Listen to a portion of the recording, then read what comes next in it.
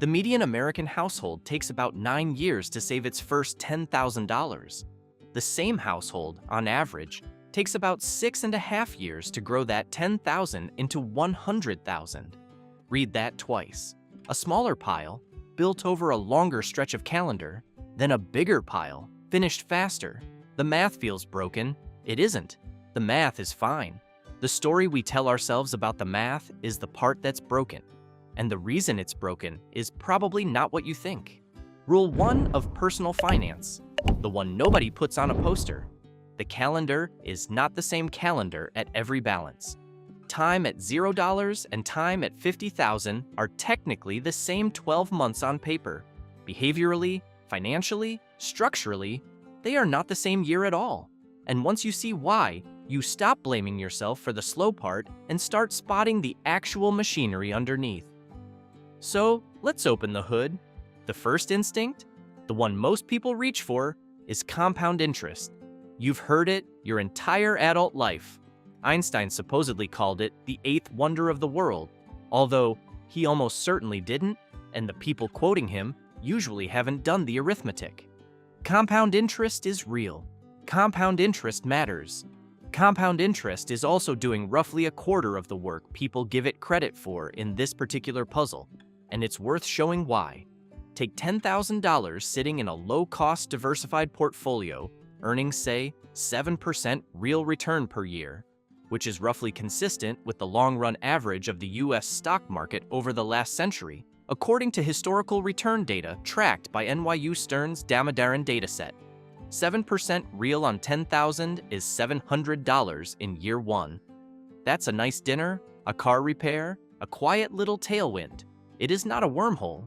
If compound returns alone had to explain the difference between 9 years and 6.5 years, the asymmetry would be roughly a year and change, not 2.5. Compound is in the room. It is not running the room. So if compound interest is only about a quarter of the answer, what's the other 75%? 3 forces, none of them mysterious, all of them quietly doing the heavy lifting. Friction, drawdown, income, let's take them one at a time. Force number 1, behavioral friction, sometimes called the gap between intended saving and realized saving. You sit down in January, you look at the budget, you decide you'll put $400 a month into savings. Then life happens. The car needs tires. Your kid needs braces. There's a wedding in Phoenix you forgot about.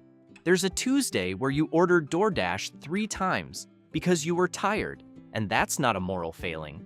That's just being a person.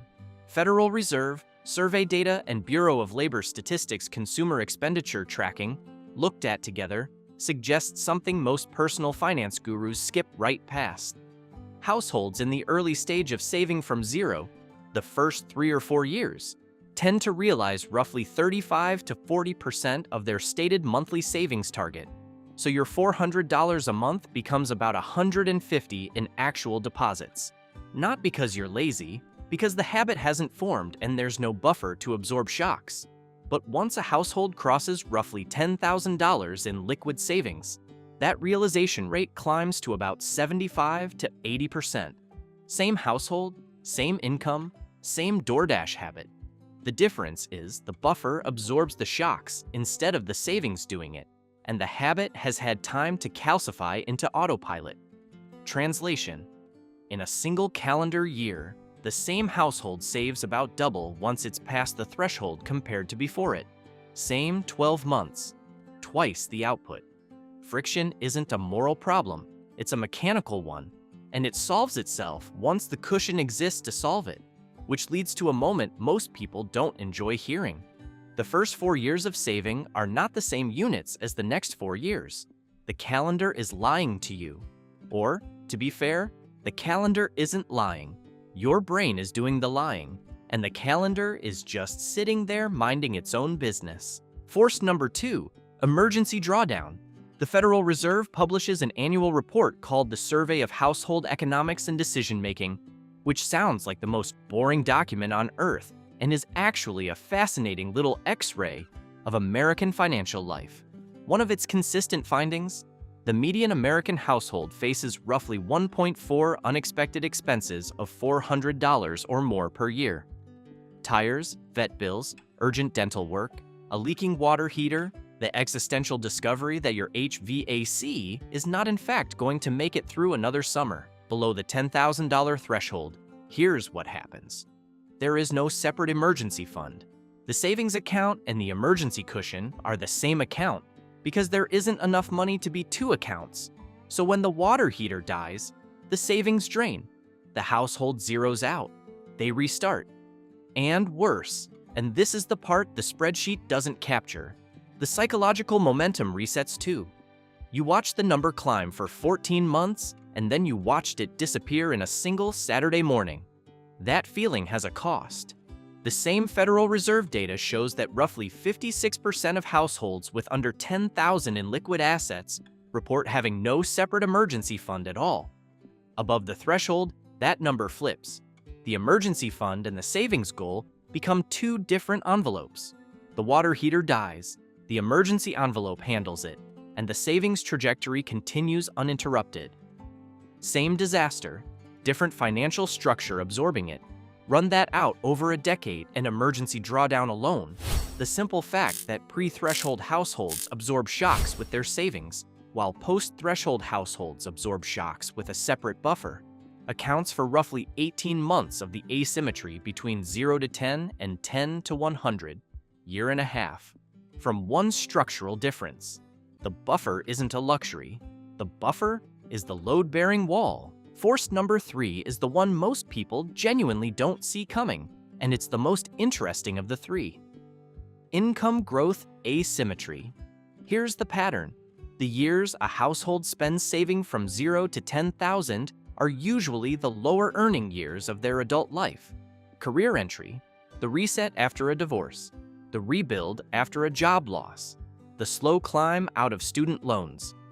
According to BLS current population survey data, real income growth for workers in the early stretch of the saving curve typically runs around 0.5% to 1.5% per year. Slow and steady, emphasis on slow.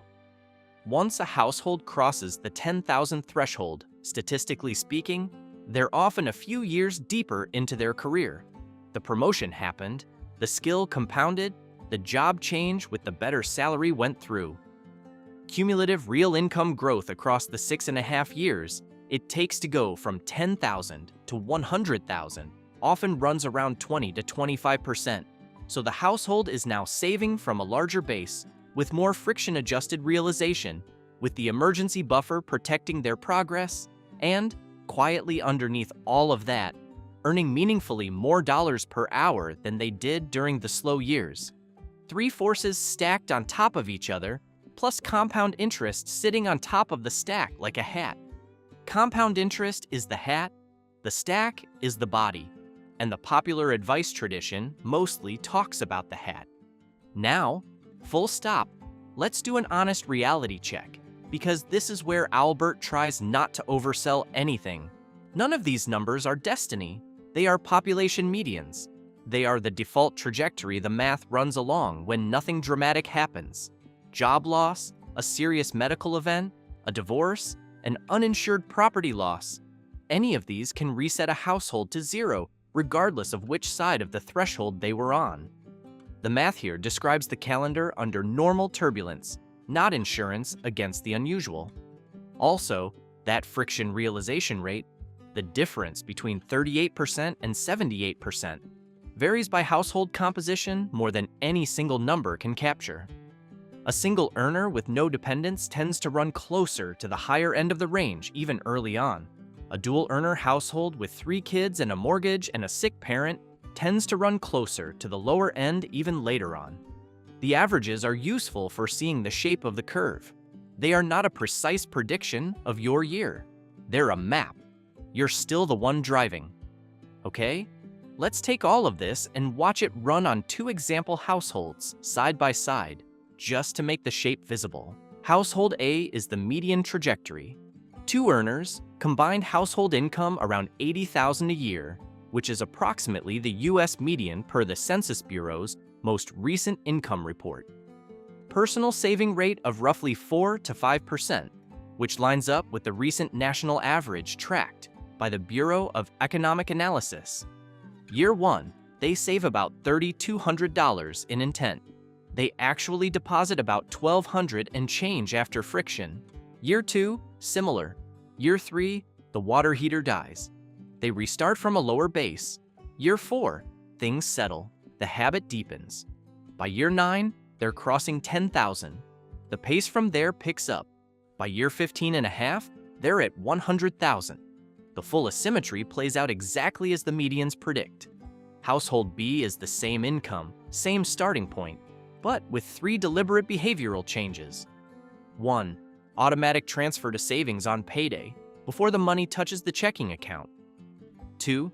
A separate emergency fund built first, before any goal-oriented saving begins, so the water heater never touches the long-term savings account. 3. A clear mental and bookkeeping boundary between the operating buffer and the goal account. Household B crosses 10,000 in about 5 years instead of 9, crosses 100,000 in about 11 years instead of 15 and a half. Same income, same economy, different friction, different drawdown architecture, different number on the screen at the end of the decade. The takeaway here is not that household B is morally superior. The takeaway is that the asymmetry is compressible. The default trajectory is the trajectory the math draws when nobody intervenes. Once you understand which forces are slowing you down, you can choose which ones to push back against, or not. That's allowed too. So if you want a tool to take with you, here it is. A rough back-of-napkin formula for estimating your own years to the first 10,000. 2 inputs. A is your monthly savings, what actually lands in the account, not what you wish was landing in the account. B is your current liquid net worth. Years remaining to 10,000 equals 10,000 minus B, divided by A times 12 times 0.65. The 0.65 is the friction discount. It's a population median. If you're a single earner with no dependents and a strong saving habit already in place, your number is probably closer to 0.8. If you're a household with 3 kids and a complicated month-to-month, your number might be closer to 0.5. Calibrate to your real life. After you cross the threshold, replace 0.65 with 0.85 because friction drops once the buffer exists. One example, saving $400 a month, currently at $3,000 in liquid net worth. 10,000 minus 3,000 is 7,000. 400 times 12 is 4,800. 4,800 times 0.65 is 3,120. 7,000 divided by 3,120 is roughly 2.25 years. Not a guarantee. A baseline. Now you know the shape of the curve you're standing on. So, loop back to where this started. The median American household takes about 9 years to build its first 10,000 and about 6.5 to grow that into 100,000. The popular explanation is compound interest.